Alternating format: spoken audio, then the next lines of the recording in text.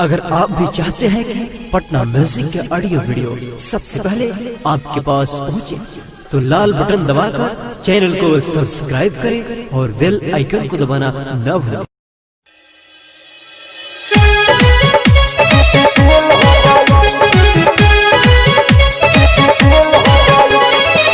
Patna recording studio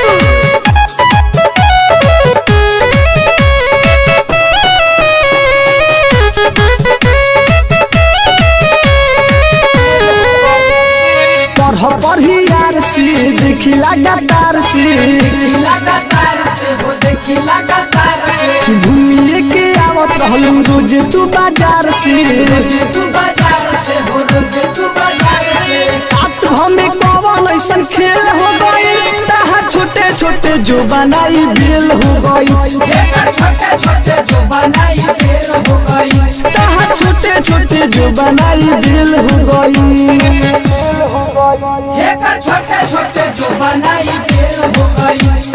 छोटे छोटे जो बनाई देर हो गई।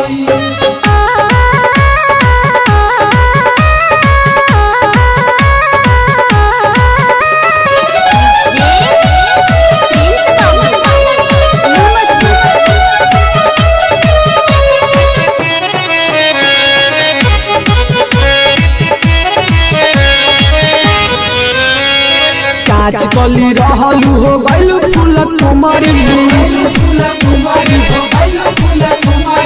घरे घरे जात रहलू गाड़ी खाती झुमरी इहे बात कहानी झमेल हो गई तहा छोटे छोटे जो बनाई बेल हो गई छोटे छोटे जो बनाई देर हो गई, छोटे छोटे जो बनाई देर हो गई।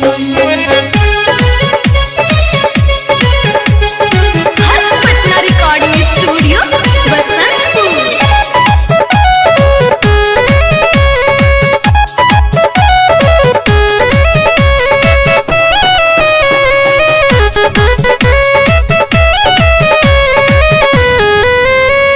सोनू दीवाना और पिंटू परवीन के लागत की देता सुजैया के चीन के मुकुन सती सावा में मेल हो गई तहा छोटे छोटे जो बनाई बेल हो गई छोटे छोटे जो बनाई देर हो गई, छोटे छोटे जो बनाई देर हो गई। पढ़ी यार से देखी लगातार से हो देखी लगातार से घूमिए के आवत रहलू रोज तू बाजार से तू बाजार से हो रोज तू बाजार से रात भर में कौन ऐसा खेल हो गई तहा छोटे छोटे जो बनाई बेल हो गई छोटे छोटे जो बनाई देर हो गई, छोटे छोटे जो बनाई देर हो गई। पटना रिकॉर्डिंग स्टूडियो बसंत